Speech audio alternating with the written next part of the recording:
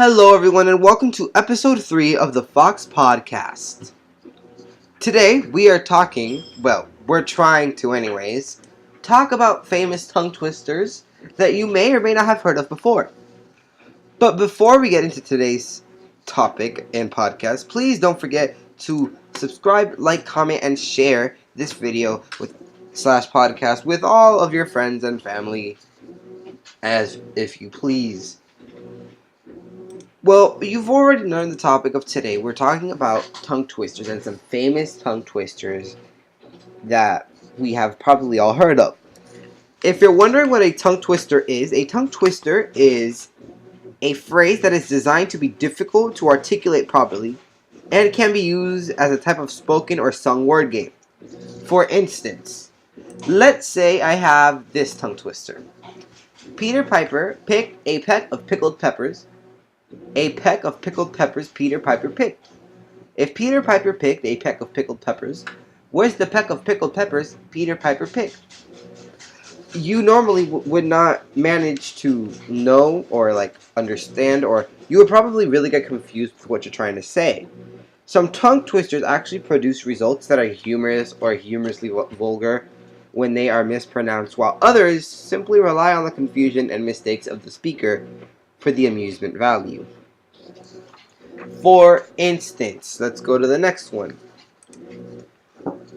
I saw Susie sitting in the shoe shine shop. Where she sits, she shines, and where she shines, she sits.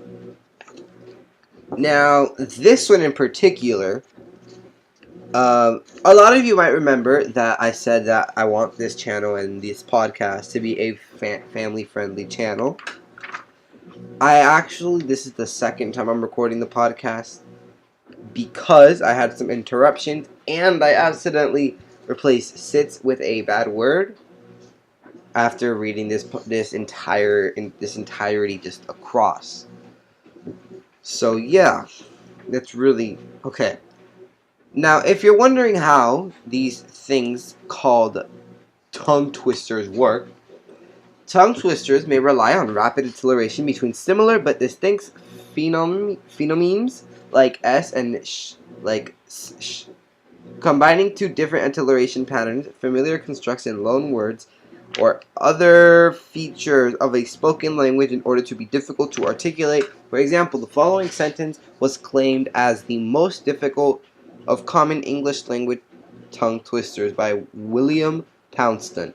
So, I actually don't have that tongue twister. I will get it in for the next podcast. Just right at the end, I'm going to have it there.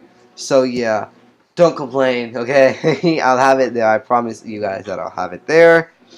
So yeah. Now let's say that... Now let's go to another tongue twister. Another one is, how many boards could the Mulligans hoard if the Mulligan hordes got bored? How many boards could the Mulligans hoard if the Mulligans hordes got bored? I mean, that's like kind of how much wood would a woodchuck chuck if a woodchuck could chuck wood. But it's changed because it's the same. It's like almost the exact same. No, how much wood would a woodchuck chuck if a woodchuck could chuck wood is not on this list. I wanted to get some unique ones. How can a clam cram in a clean cram can? Okay, that's very interesting in my opinion. Definitely interesting. Send toast to 10 stout 10 stem 10. Oh my god.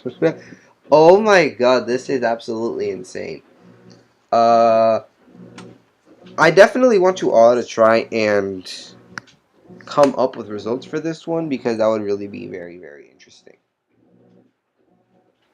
So, next up is, Dennis sees the fleas. Dennis sees the flies? The fleas? At least Dennis could sneeze and feed and freeze the fleas. Oh my god, it's like really long. Oh my god.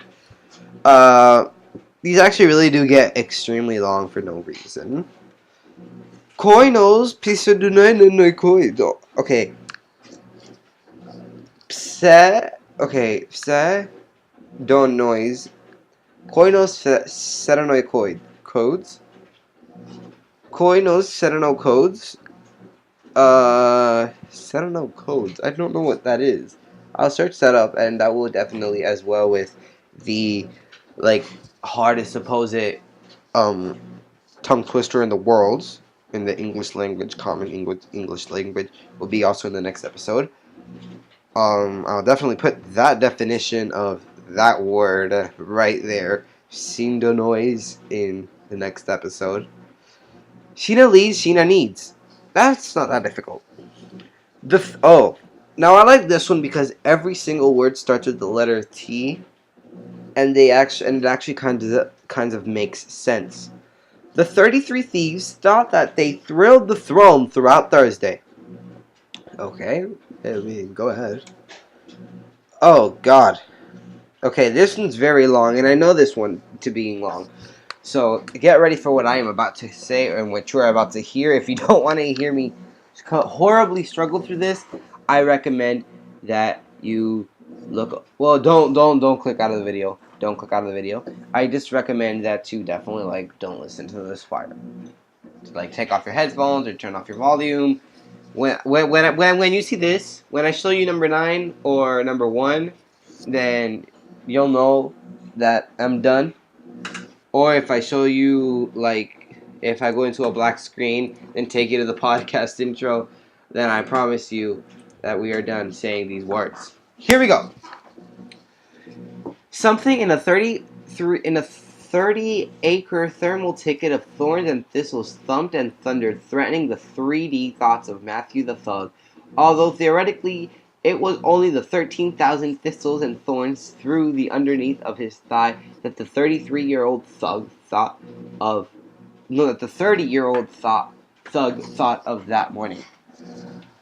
We are done. If you still listen to that, drop a like if you still listen. If you listen to me hearing that down below, that was definitely very interesting. Okay, I'm gonna give those people that didn't want to listen a moment to come back. Hello, everyone.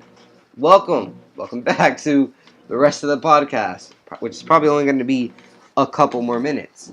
Well, ladies and gentlemen, please don't forget to subscribe, like, comment, and share this video with as many people possible.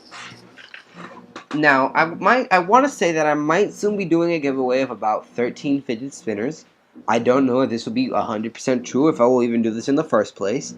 Let me know if you would like to see me do this giveaway. With that said, I will see you in the next podcast or video. Bye-bye, you wonderful people.